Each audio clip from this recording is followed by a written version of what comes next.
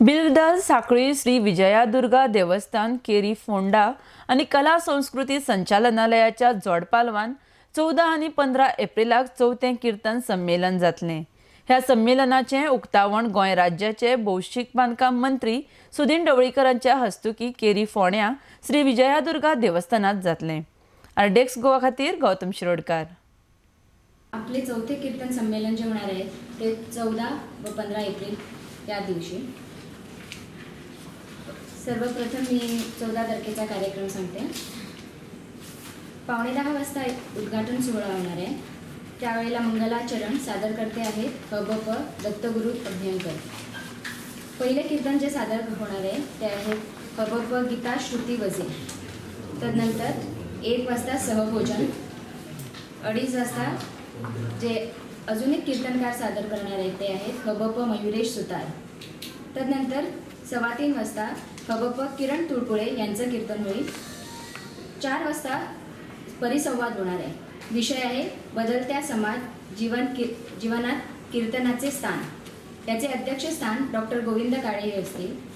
सहभागी असतील चारुदत्त आफळे, उदयबुवा फडके, अनंत काजलेकर, कृष्णाजी कुलकर्णी, सुहासबुवा वजे, गुरुदास सुतार व गजानन नाईक।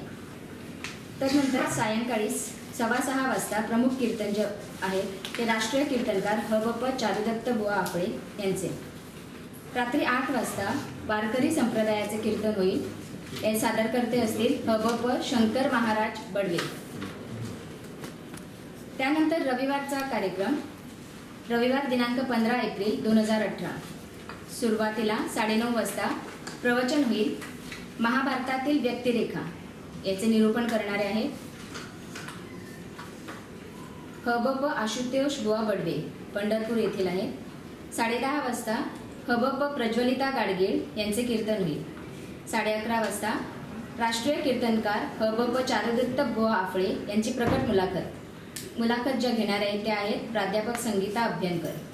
1:15 वाजता सहभोजन, 2:30 वाजता कीर्तन हबप भास्कर साठे।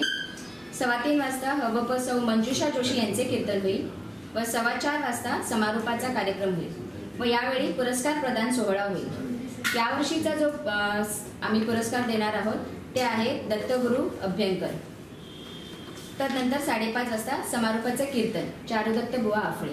या प्रकारे आमचा 2 दिवसाचा कार्यक्रम समाप्त होतोय। अशा प्रकारचं मोठं संमेलन बिरबल साखळी आणि विजयादुर्गा देवस्थान, तुम्हाला सगळ्यांना माहिती असेल की एकदम निसर्ग संपन्न असं हे वातावरण आहे। 15व्या शतकातलं देऊळ म्हणजे तो परिसरच अगदी पाहण्यासारखा आहे।